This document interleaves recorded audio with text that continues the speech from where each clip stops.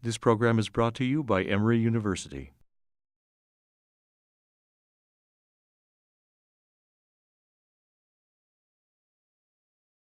These molecules are involved and function by interacting with proteins.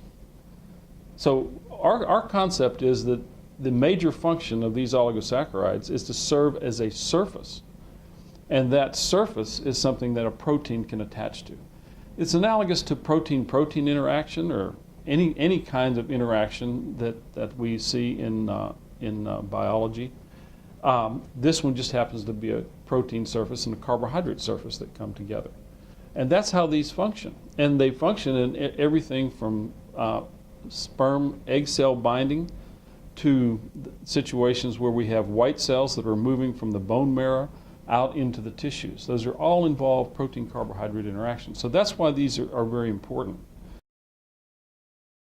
Where these glycans function is largely on the surface of cells, or at least that's a spot where we see a lot of function of these.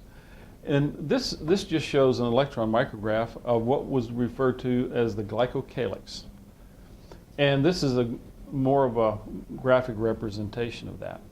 Now this glycocalyx, or this sugar coat, covers every cell that we have. Okay? And as pathogens, bacteria, viruses, parasites try to invade and infect us, they have to get through that complex coat.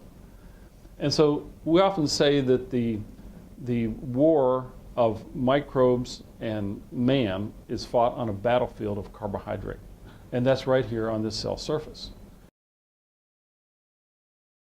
Carbohydrates are involved in immune reactions. They're involved in recognition of self. They're involved in recognition of invaders.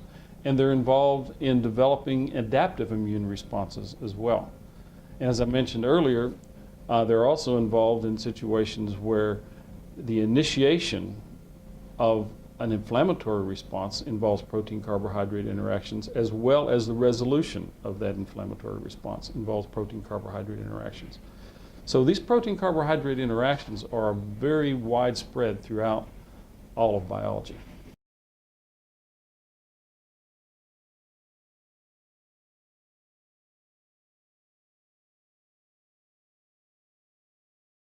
The preceding program is copyrighted by Emory University.